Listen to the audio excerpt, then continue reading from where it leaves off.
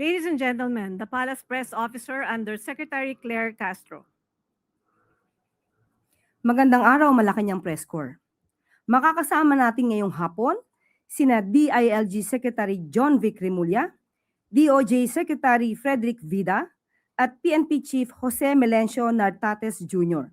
hinggil sa update sa nangyaring investigasyon sa naganap na gun-related incident sa Senado noong May 13. Good afternoon, Sec. John Vic. Magandang hapon po. Kasama ko po ngayon dito si Secretary of Justice Vida, si Chief Nartates, para isaad ang mga nangyari noong May 13. Unang-una po, gusto ko pong isaad na pagkatapos ng 6 na araw na masusing pag-iimbestigasyon, paghagila po ng lahat ng available videos, interviews, affidavits, ay marami po kaming conclusion na nakuha.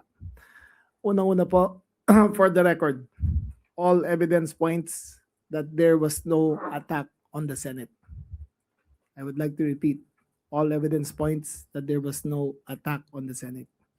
The following will be a chronology of events starting from the pronouncement of Senator Bato when he said that when he gave warning that he would be arrested, up to the time that Senator De La Rosa escaped the Senate premises.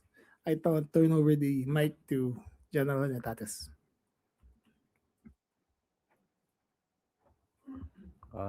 Magandang hapon sa ating lahat.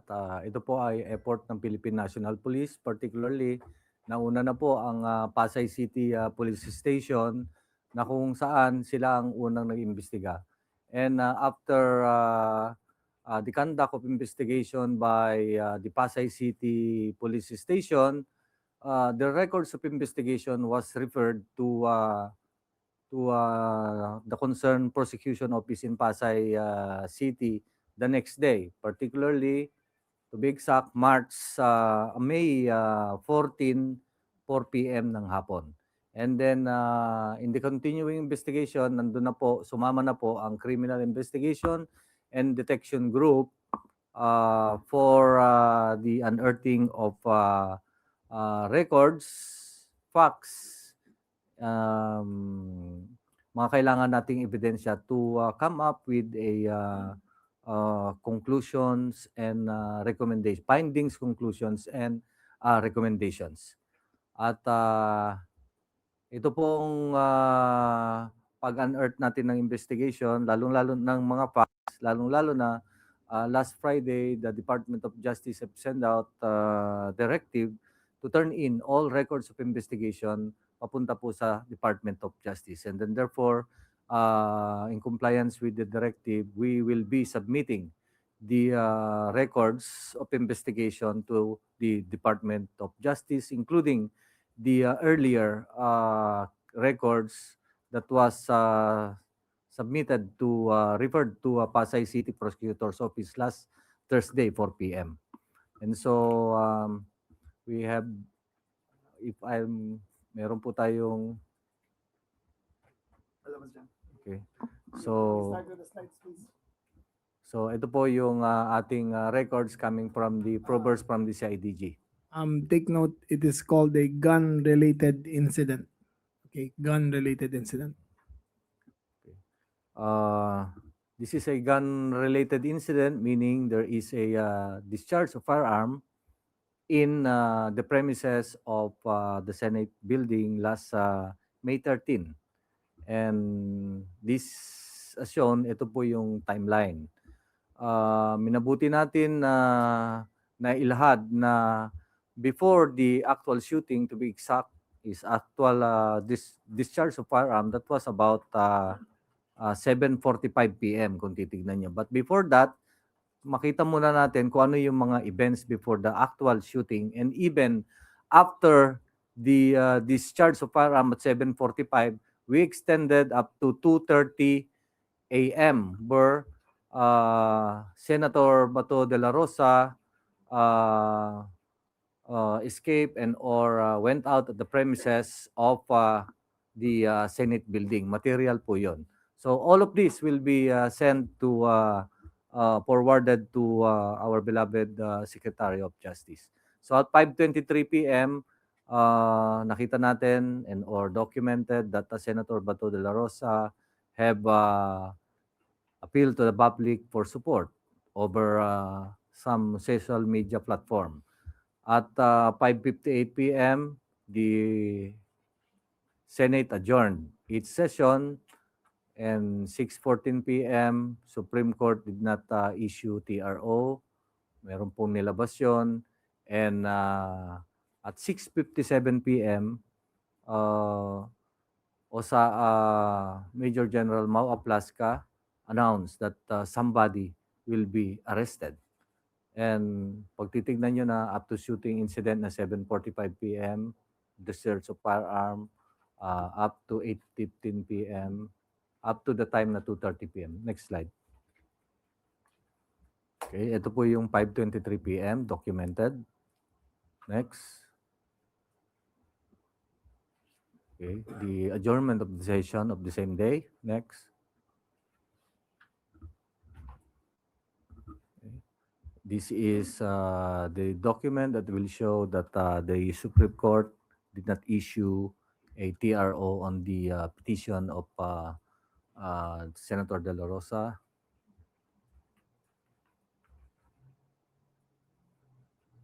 Okay.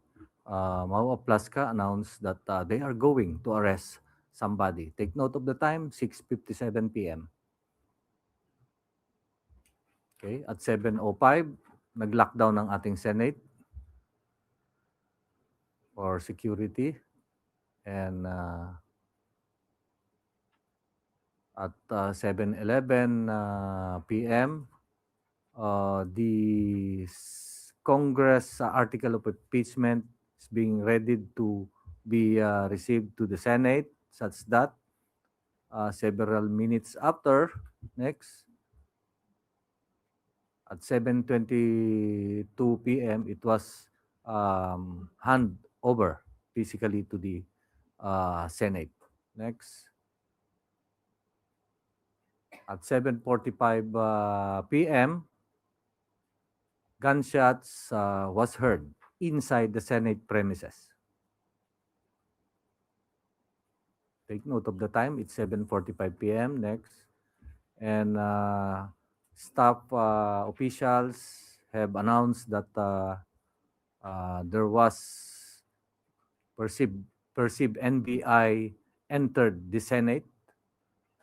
Then next. At 8:39 p.m., we have pronouncement by the NBI that they were not involved in the shooting incident. Next. At 9:35, of course, our beloved SILG rushed to the Senate to ensure that maging stable yung lugar doon. Okay, and upon the request of officials from the Senate, particularly several senators. Okay. So up to the time that the Senator De La Rosa was seen leaving the Senate premises at about 2:30 a.m., madaling araw na ng the next day, May 14. So it's approximately about 6 hours after the shooting. Next. Okay. So on days before, 1 day before the actual shooting and or discharge of firearm, May 12 particularly, umaga pa lang ng May 12, may nag-coordinate na po na nagko-coordinate na ang GSIS security officials and the OSAA security officials with regards to the security on GSIS. Okay, that, that will show that there was really a meeting. Take note that this one day before May 13. May 13 is Wednesday. Nagko-coordinate na po sila. Okay, next. And the next day, meron pong nag-implement po ng red alert status ang GSIS. So, naglabas po, in effect, naglabas siya ng direktiba sa hapon ng May 13, particularly May 21 po nilabas. Next. The GSIS security officer conducted inspection and identified nine areas, particularly nitong Wednesday na ng umaga or hapon, citing to tighten the security as shown yung A to I, particularly yung Gate 1 sa Jokno, Gate 2 on Macapagal Avenue, the GSIS Senate Common Gate, yung Common Gate po ito, yung in between, and the Kalayaan Garden. Kalayaan Garden is on the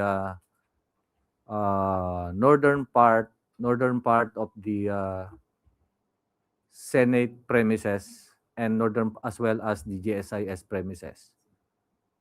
We have yung pang-E, outdoor canteen hallway leading to the Kalayaan Garden.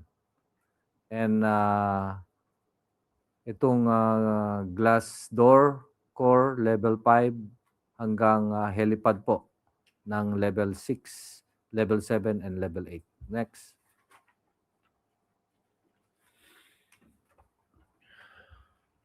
So in the afternoon of May 13, that is a Wednesday, may mga NBI na po na pumunta sa premises ng GSIS. This is to in response to the request of the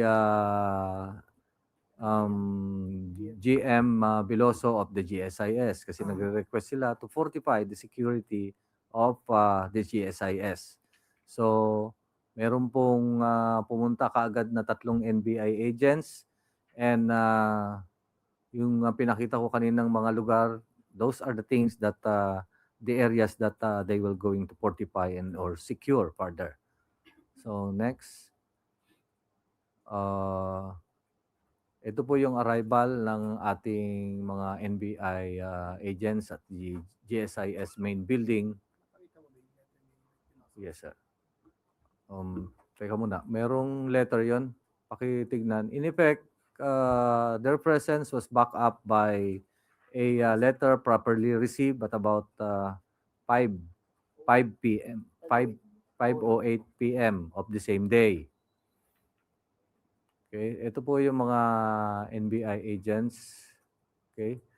To sum up, there are 29 NBI agents. Nung una kasing investigation natin, ang nakuha pa lang natin nakita through CCTVs is 21. And after the conduct of the continuing investigation, we accounted 29 of them. Please take note that none of the NBI agents had tactical gear with them. They were dressed as NBI agents, clearly identified, nakalagay, but none of them had tactical gear with them. They did not have a battering ram. They did not have provisions for shape charges to breach any door. So let's just make that clear. Okay, to continue, please. Okay. These were the footages on malapit na to sa area kung saan nag-disburse ng firearm. This is the NBI, this is the GSIS canteen, which is adjacent to the Senate second floor. Okay, next. Okay. Again, site inspection at level 2 or second floor at 6:51 p.m.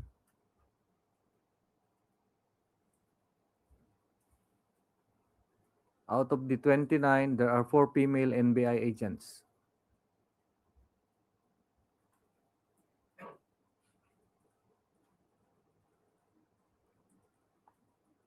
Okay. Next. Okay. Minutes before the gunfires were heard, ay merong naririnig din na nagdi-drill dun sa when you are inside the Senate premises and as well as GSIS premises, because at the GSIS premises, particularly at the ground floor, may pinto po doon na steel door na pinortify ng ating maintenance or security ng GSIS. So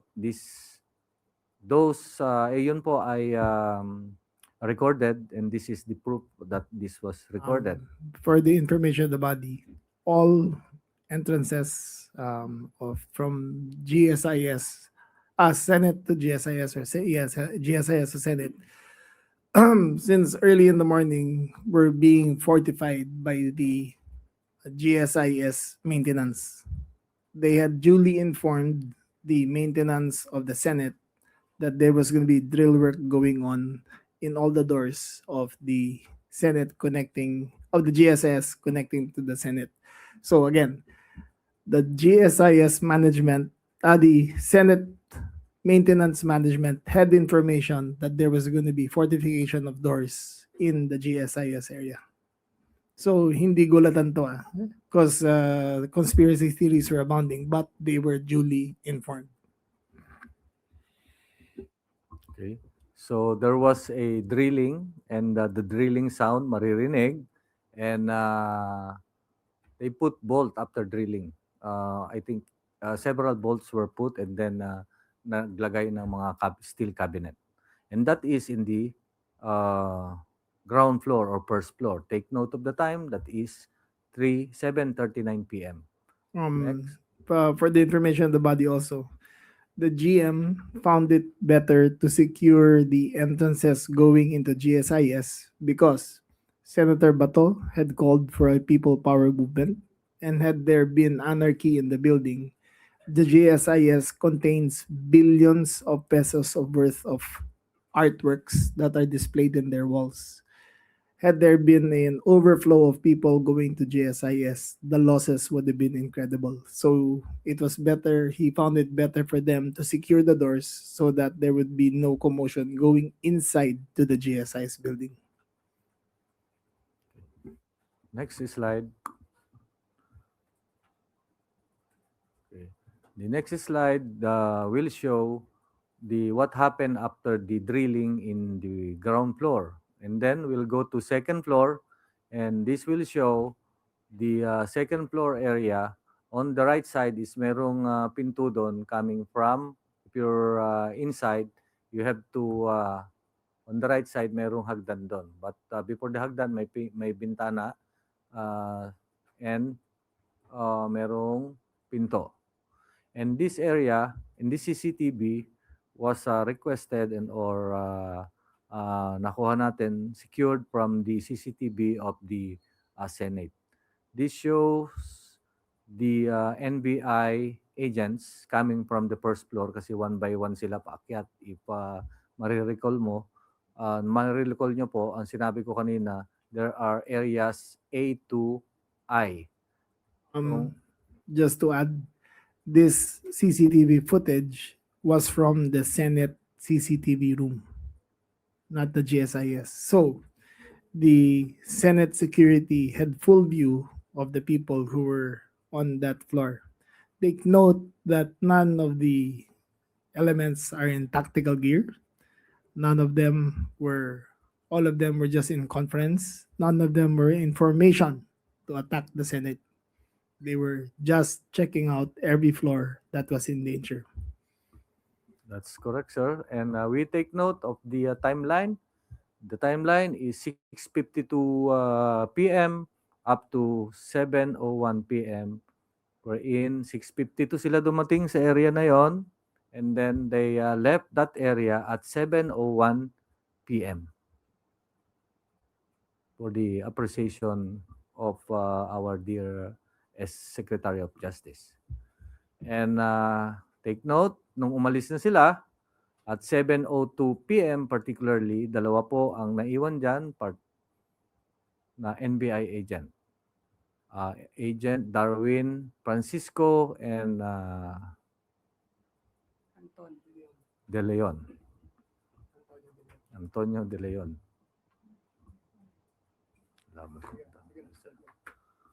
Okay, so makikita nyo dyan, dalawa sila. They are with the uniform of NBI.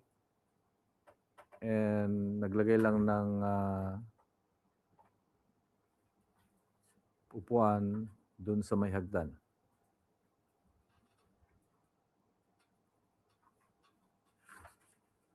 Take note of the time that is they started posting themselves there at 7:02. And take note the earlier my earlier statement that that place is within the jurisdiction or control of the GSIS. Okay, next slide. At 7:44 p.m., 42 minutes after dun sa debuting on the second floor veranda, ito, Okay, General Laplasca called the pause, please, pause. Pause. Rewind, please, to when General Plaska was addressing the units. Rewind 15 seconds. There. At that moment, General Plaska called in the OSAA operatives, including the PNP and the Marines, and gave the order to lock and load.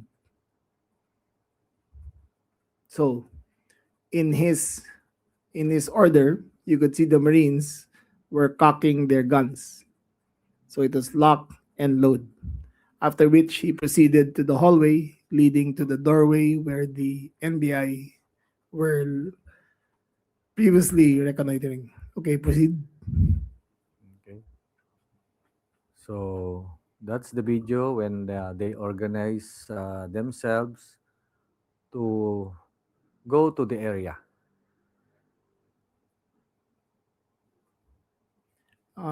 Take note that pause, please. Pause, please. General Laplaska did it in full view of the press. In full view of the press, he gave the order, the lock and load, and he asked them to follow.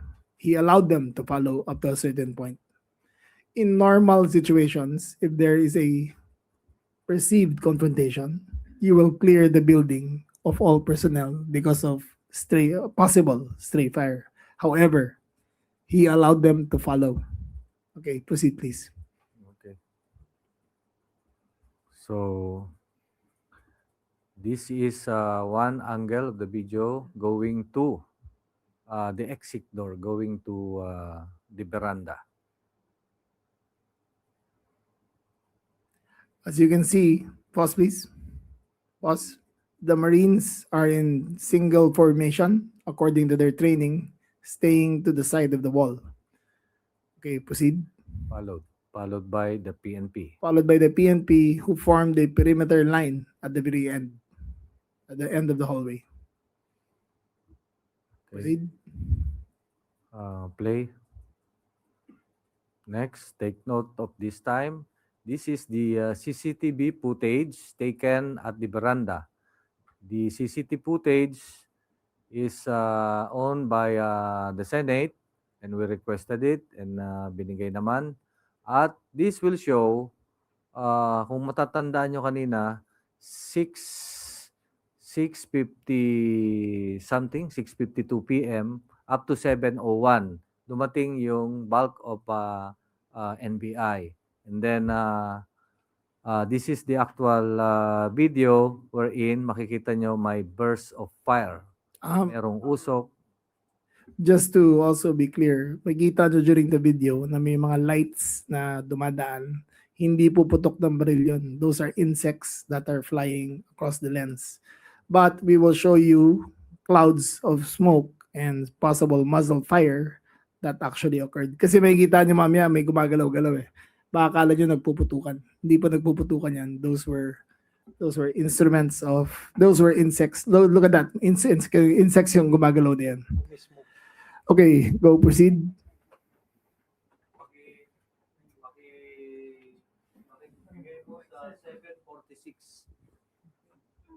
14 p.m.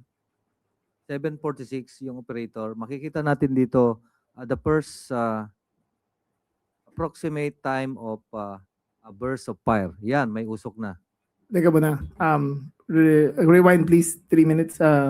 Yan. Yung nasa may upuan siya. According to testimony of General Aplaska himself, he opened the door and he asked, "Sino ka?" The agent identified himself as NBI. Shortly thereafter, he fired 3 shots into the, not exactly to the direction, but 3 shots towards the to the vicinity of the NBI agent. And you can see the muzzle fire, the blast. Pakita mo, General. Rewind please, rewind. 10 seconds. Yan. 1, 2, 3. 3 firearms. 4. Yan, papatok sila. And nag-withdraw. The NBI agent withdrew behind the air conditioning duct units. And because he was being fired upon, he discharged a cover fire.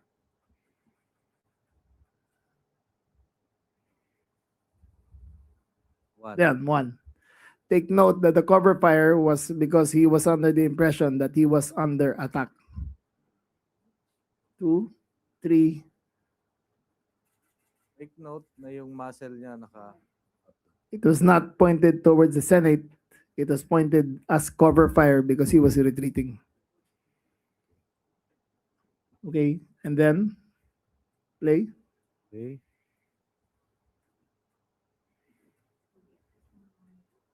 Okay, next CCTV. So, the next CCTV, At this point, the officer in charge instructed the agents, do not engage, do not engage. So they retreated. He was waiting for them. There was that's not a gunfire. Okay? He was waiting. The instructions were, do not engage. Agent Ledesma ba? Ledesma ba yung, sino yung, ano? De Leon. De Leon was in retreat. He was waiting.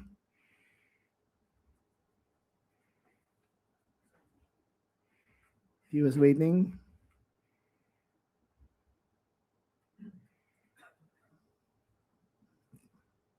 Forward a little. Forward a little. forward. There. Then that was after the exchange. That was after the cover fire. He looked behind if there was anyone following him, and they both retreated towards the canteen. Okay. Back. This place, tandaan nyo, back. Back. Rewind. Rewind. Dun sa former slide, not that one. Former slide. Sige, play mo yan. Ito yung makikita natin. That CCTV video is placed, the area is beyond this place. Okay, next.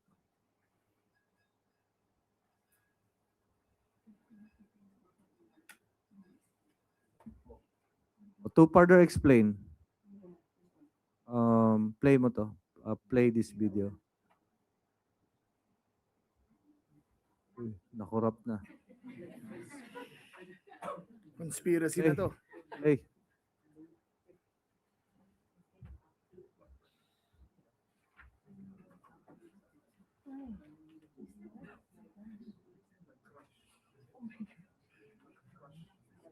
This video is owned by the Senate. So we requested this video.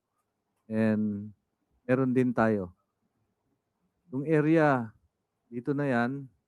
And then, this is the boundary, may pinto. Beyond that is yung second floor. Andyan yung mga OSAA personnel, including the Marines and Police.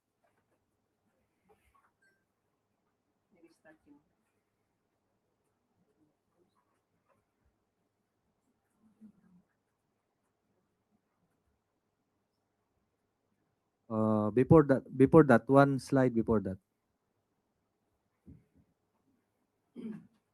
Sige. Okay. Op. Take note, nakababa yung baril niya. Muzzle down. This is an NBI agent when he was being accosted and or being challenged by General the Plaska. OSAA General Aplaska. Okay, next slide.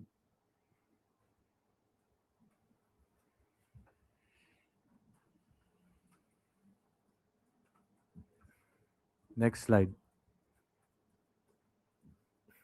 Okay, this is the video footage also owned by the Senate. If you are inside the building at the second floor, that one is Jemel Ledesma, sir. OSAA personnel, yung unang-una. So, pause. Pause. Pause. If you can see, pause please. Pause. If you can see, the certain Mr. Ledesma, member of the SAA, was speaking through the window. Sumilip siya. Sumilip siya dyan. Rewind nyo na konti. 5 seconds. Rewind na konti. 5 seconds. And there he is. Stop, go, and look.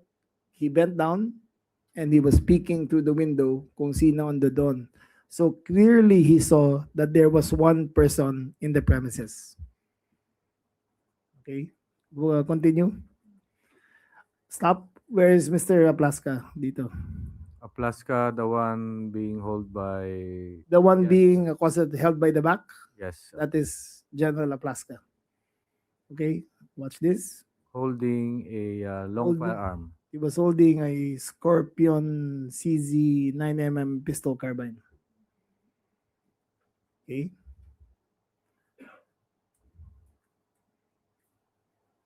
Further, go.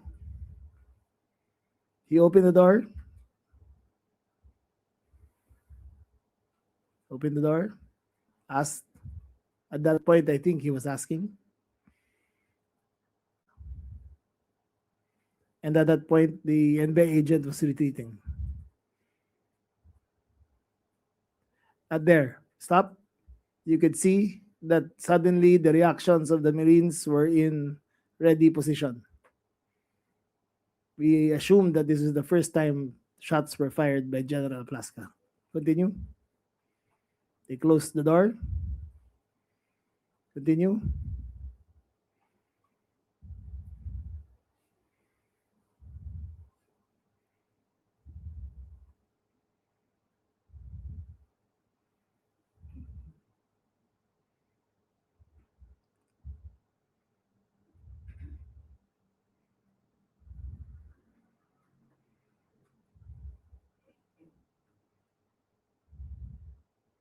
The office to the right is the office of Senator Ligarda. She was not there at that time.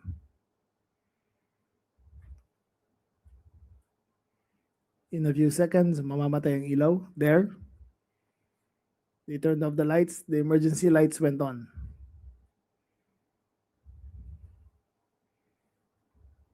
There.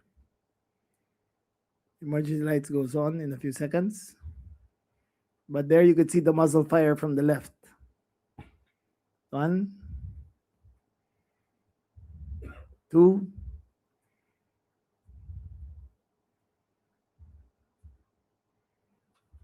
go play.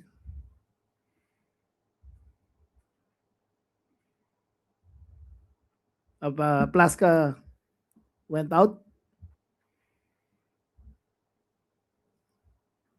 Okay, continue. Continue. Then he came back. Continue. You can see muzzle fire. Plaska pointed the gun towards the window and tried to discharge the firearm. However, the gun jammed. He tried again, the gun jammed, and then his aide fixed the gun for him. Continue. After which, he discharged the firearm again.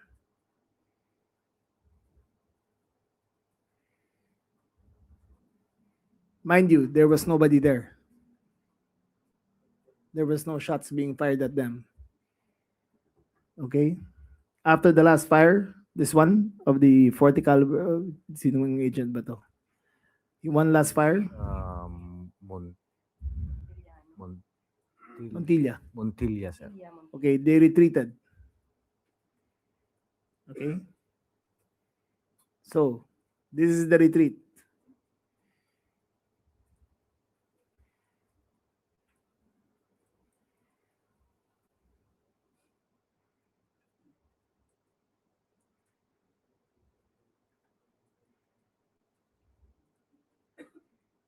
Two minutes and 20 seconds.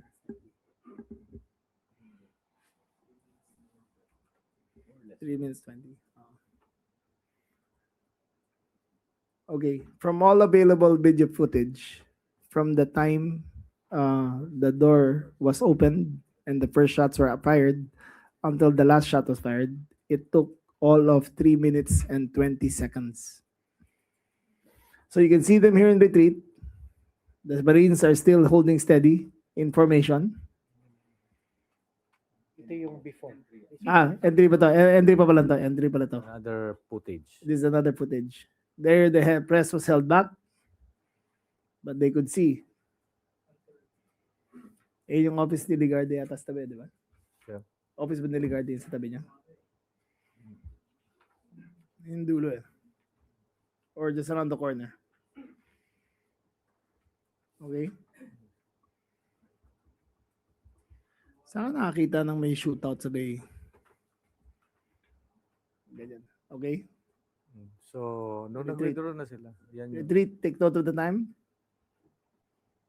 because the first shot was heard.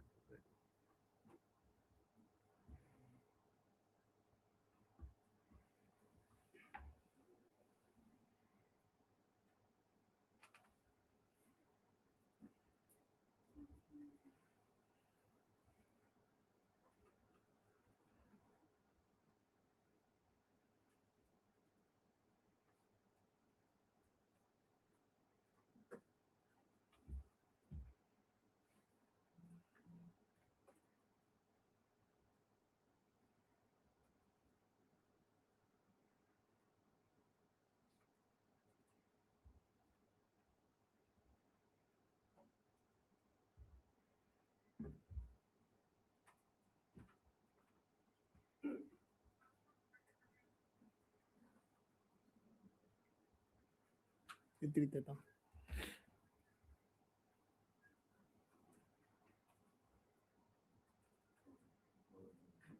Forward, please. Forward.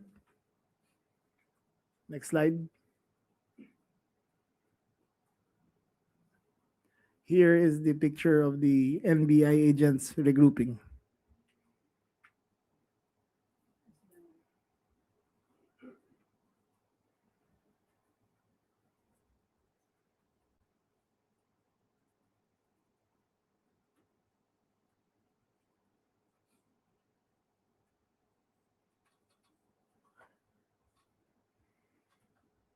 This is footage from Channel 5.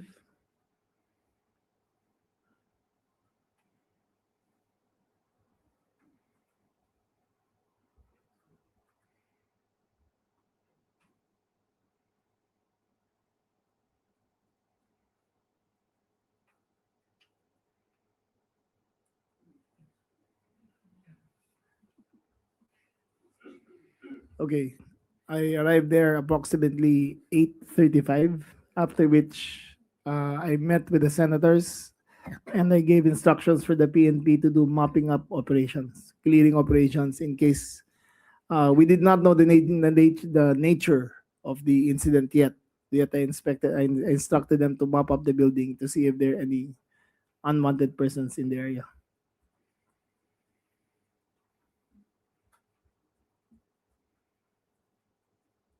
Now, there was a report of, we will show it later, of a tactical bag being left at the scene. It was the bag of the NBI agent who was guarding that door.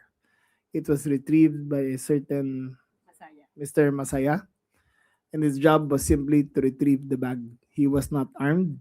He had identification with him, but he was arrested because at the fog of war, you were not sure of what his role was.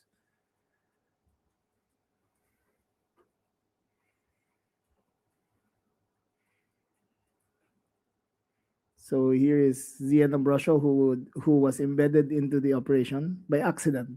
She was not invited, it was by accident.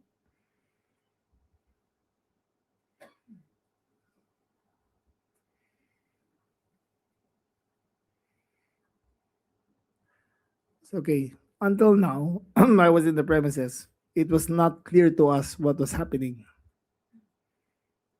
Okay. Now, shortly thereafter, forward it. Next slide. Okay, General, please explain the cartridges that were found.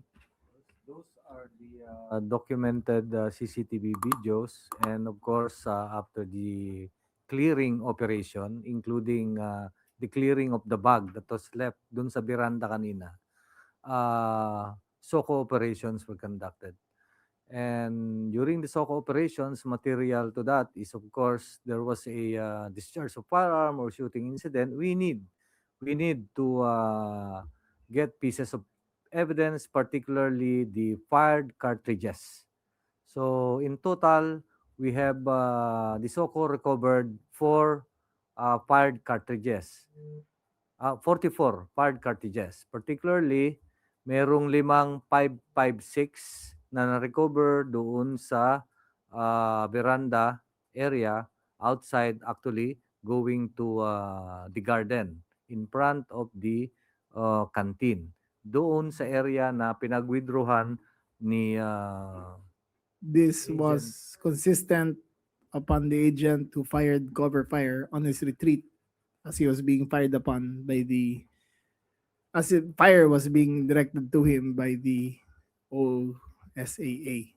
Ayun yung 5.56 na cartridges na nahanap. The others, General? Yes. As well as doon sa outdoor yon, 5 pieces 5.56.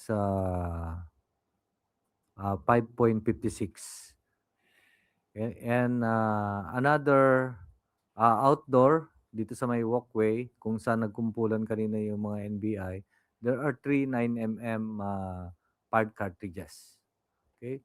We have recovered also 5 metallic fragments and as well as 3 lead core dun sa outdoor na yon, but this is hindi ma-recognize ang ating ballistics. Okay. We have also dun sa loob ng Senate before exiting yung exit door, there are 9 pieces caliber 40 fired cartridges as well as 27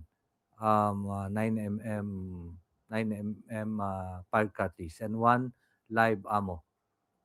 Live ammo, meaning nalaglag na ammunition ng 9mm.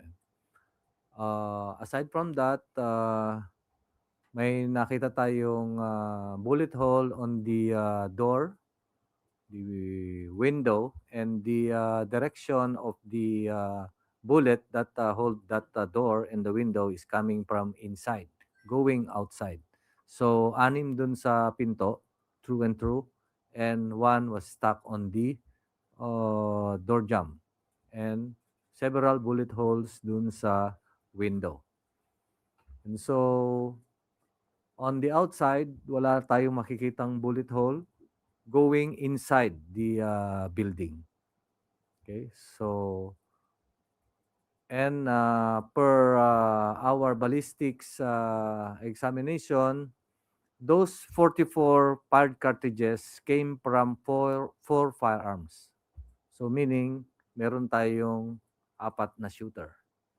And this 4 shooter ay identified to be Montilla of the OSAA and Ledesma of the OSAA, and the warning shots made by Agent Francisco of the NBI.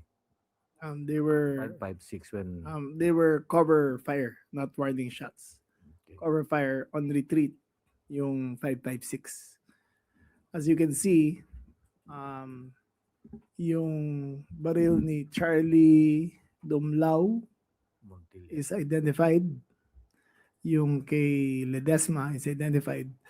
Police Major, retired Police Major Plaska was asked to appear today to the CIDG to turn over his firearms, but he refused to appear and gave an excuse. He was supposed to turn over his firearm so that we can run the ballistics, but he did not appear to the CIDG for the information. So we have fully accounted the empty shells except for the 23 empty shells. Okay? Yung 23 empty shells na yon ay fired from one firearm. To take note, the discharged fragments from from firearm numbers 1, 2, and 4 were accounted for. The 23 other bullets are not identified with any of the 3 guns presented. We asked General Plaska to appear to submit his firearm, but he did not appear. Okay. Take note of the report, our report, the SOCO report, that the entry or there's no bullet hole going inside the Senate. Okay. Next. Okay. So those were the records of investigation that we will be sending to the Department of Justice for their appreciation. And now, There is one more video that occurred at 2:30 a.m. Amidst all the confusion, one more video, please. The last video. So we had been doing clearing up operations. To clear that area took us several hours, but at approximately 2:30, please play the video.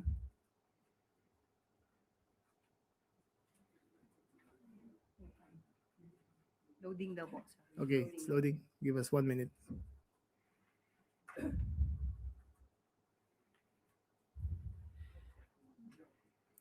Remember, please be reminded that General Bato de la Rosa was declared under protective custody of the Senate, as attested to by the Senate President Alan Peter Cayetano. That means they take full responsibility over his custody. Next.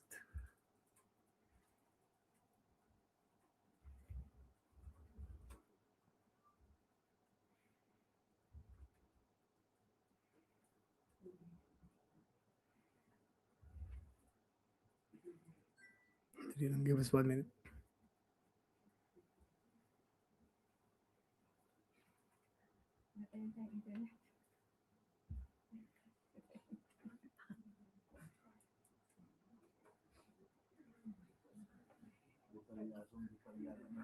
Ano yan eh, forced 20% savings.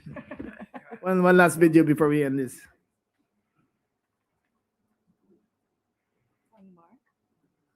Hintayin niyo lang.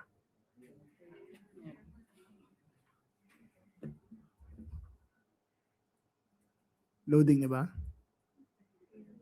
Ayun na. Okay. Hindi pa yan. Hindi pa yan.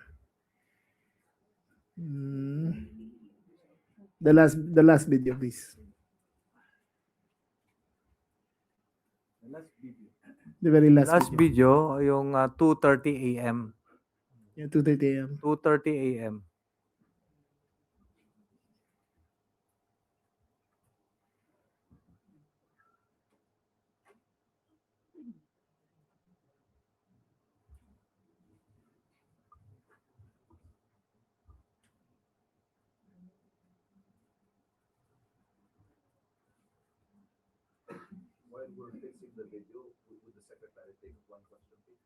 Okay, while waiting. Okay, go ahead. Mike. Ito na pala yung video. Ito na. Sandali lang. This is the picture of the vehicle leaving a Fortuner that belongs to Senator Robin Hood Padilla. This is the picture of Bato during all the chaos. But the last video, the next video, please. The last video. Next one. Next one. Next video, please. Next. That is them getting away. Next video, please. Next one.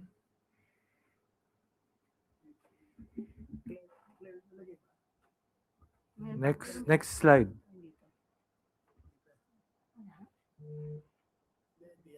Yung okay, we'll take questions first while we're waiting for the video. Okay, Ivan Mayrina, GMA 7. Sec, nandito po kayo ngayon sa Malacanang. Have you reported all of this to the President and what were his instructions to you? He is in knowledge of this already, but he has no instructions yet. What's next? The Justice Secretary, sir? Ano hong susunod? Yes, ang susunod nito, this afternoon, no, around lunchtime, I received a report already from the NBI and I turned it over to the panel of prosecutors who will be conducting the investigation. Similarly, I believe after this, General Artates will be turning over the report to the Department of Justice. And in similar route, it will go to the panel and it will all be evaluated. Nakita nyo naman mga kababayan ko, no? Compelling yung facts that have been unearthed, but we still need to verify and validate, no? The DOJ will not take this as is, no? We will check on the timelines, we will check on the source of the videos and everything. Kasi sa dulo nito, kailangan yung katotohanan lang. Liability, sir, based on what you have seen so far, compelling as you described it. Sino-sino ho mga posibleng managot dito? We've identified, but I don't want to preclude yung panel natin, no? Pero medyo malawak, no? Ang tinitingnan nga ng panel natin, based on my order, is not only for the May 13 and May 14. Ang pinatitingnan natin, look at the totality of circumstances, which started May 11. So lahat ng timelines na yan, from May 11 to May 14, titingnan ng ating panel. As to the kung sino culprit, ayaw ko muna i-preempt, no? As to the type of cases that will be filed, again, I don't want to preempt my panel. Sorry, sir, one last question on my from my end. Ini-insist po ni Director Matibag ng NBI from the beginning, walang NBI agents sa Senado nung gabing yon. But there were in fact 29 agents, perhaps not in the Senate, but in the Yes. same building. Just to clarify, it is the GSIS compound, and they were in the GSIS premises. They were asked by the GM Vic Veloso to secure the premises. So when he said that there was no NBI agent in the Senate, there was none. They never set foot inside the building. They were in the same complex, but not in the same area. But it was an important bit of information, sir, that there was in fact an operation by the NBI in the GSIS building na magkadugtong lang po. Yes. Ito lang ang pagitan sa Senado at GSIS. Yes, they were there under the guidance of the GSIS to secure the GSIS premises. was it also to secure or to prevent Senator De La Rosa from perhaps going through that route No, to GSIS? the bigger worry really was the call for people power, and if there were anarchy and it spilled over to the next building. Oh, for those of you who have been to GSIS buildings, there are billions of pesos worth of artworks on display, and if a mob appeared there and occupied, the damage would have been incalculable towards the GSIS. Are we prepared to make a conclusion that this was staged or not staged? No, the only conclusion is that there was no attack to the Senate. But as to the if it was staged or not, We cannot conclude that. Next question, Marcela Lili, TV5. Good afternoon. Sir, you mentioned that a day before the gunfire incident in the Senate, there was a security coordination meeting between OSAA and GSIS. Was na-inform ba yung OSAA that NBI will be there a day after the meeting? You're going to have to ask them, but presumably, had there had been a coordination meeting between security, OSA Major General Plaska was present. The GSIS head of security Balbuena Balba was present. So they were in coordination the day before. But if the objective is to secure the artworks and prevent yung chaos due to possible people power, why did GSIS ask for assistance from NBI and not PNP? PNP was already guarding the front of the building. We had approximately 1,000 plus. In this case, he thought it more prudent that the NBI secure the area according to their capacity. But there is no distinction. We are both law enforcement officials. But the PNP was outside the Senate building already. The NCRPO Chief Abirin was there present together with approximately 800 policemen, 1,300 policemen already. So as is, we were stretched thin of how many policemen there were. So ang kinuha niya ay NBI. But sir, you also mentioned earlier that Aplaska did not appear nung tinawag siya ng Yes. CIDG. So what will be the next step? Paano natin makukuha yung details from OSAA, from Aplaska?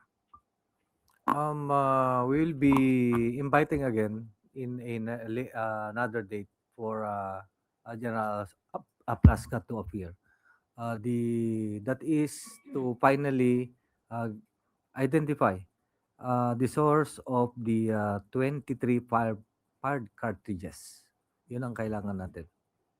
Sir, clarification lang. Yung sinabi po ninyo na 4 na individuals na nagpaputok ng baril, isa lang yung NBI. The rest are from Yes. OSAA. Yes. Okay. Secretary.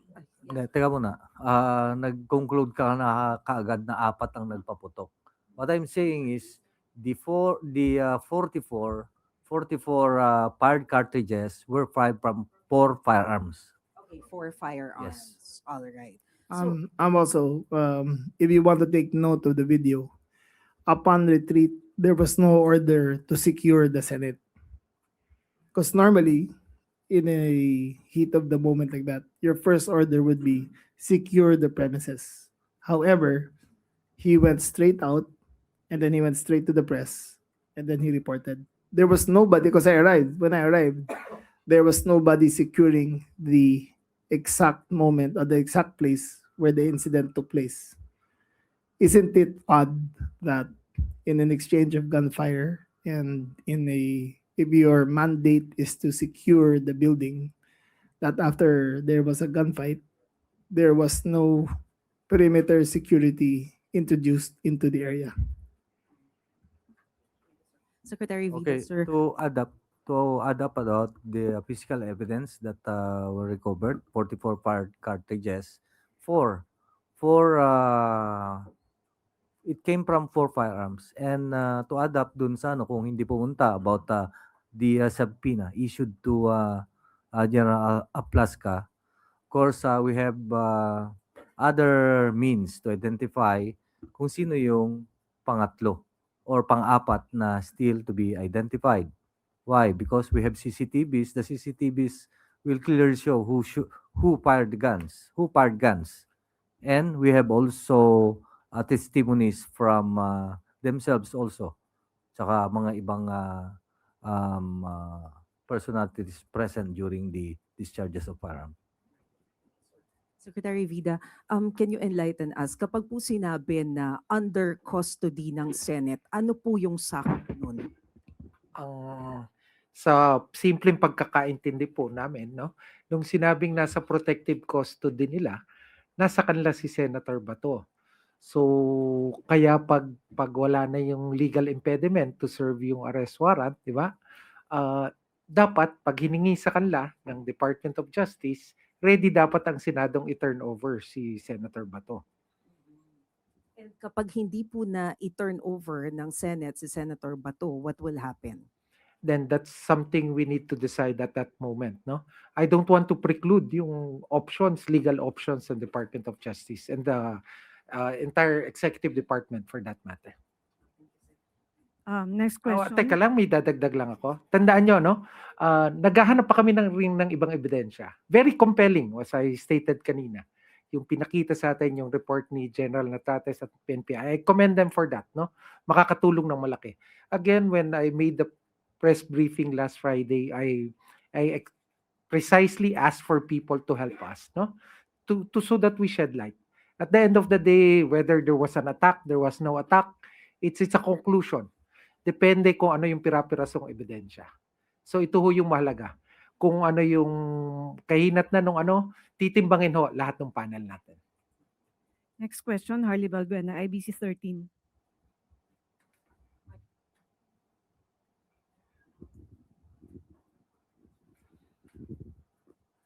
My question is for Secretary Remulla, but PNP Chief can also answer. Sir, sabi po ni Secretary Remulla kanina, according to the testimony of Aplaska, he opened the door and asked, "Sino ka?"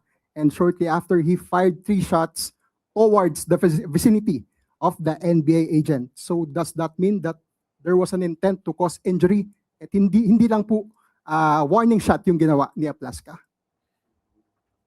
Okay. Kayo na ang makapag-conclude dyan kung ano ang implication.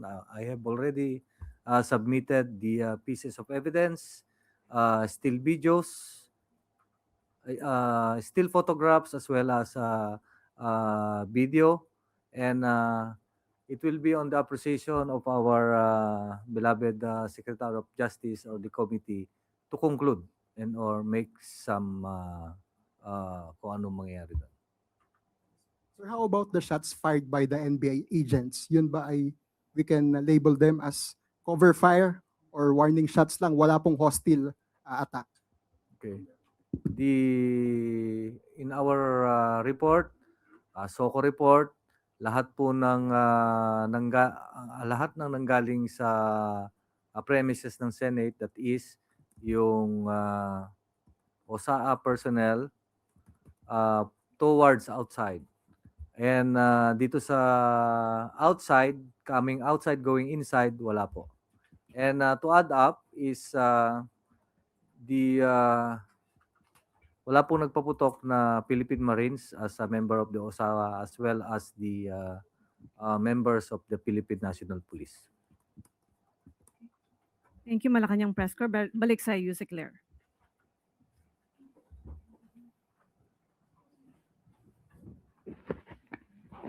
General Natates, hindi po maipapakita yung video na supposed to be ay yung paglisan ni Senator Robin kasama si Senator Bato. Kung maibibigay nyo na lang po at maidi-describe nyo po yung nakita po sa video. Tama po yan. I will be submitting after this. Ayusin lang natin yung video. Opo, sa video po na yon. It will show the, yung nakita nyo kaninang timeline. The timeline is May 24 already. At exact, May 14. May 14 30. at 2:30, about 2:30 a.m. It shows the Fortuner, white Fortuner, and personalities going out from the Senate. Particularly, makita natin doon ang Senator Bato and Senator Padilla and going to the vehicle na Fortuner. Na pag-aari. Pakita na natin yung video nun. And per records inquiry, it is owned by Senator Padilla. So ngayon po ay nagbigay na po kayo ng inyong parte ng investigasyon at ito po ay inyong ibibigay niyo kay Secretary Vida. The Philippine National Police will now turn over the records of investigation pertaining to the discharge of firearm or shooting incident at the premises of the Senate building last May 13 at about 7:46 p.m.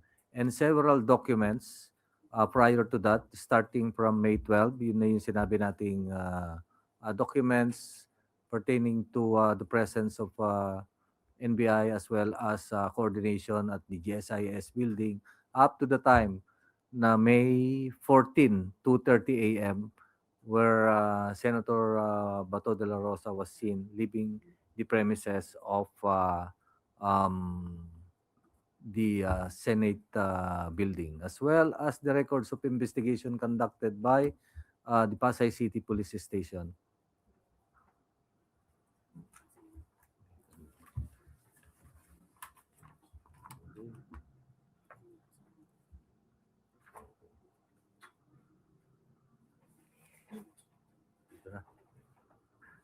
Yes. Sir. Thank you.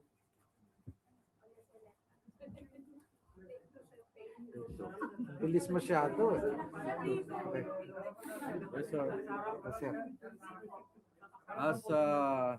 As directed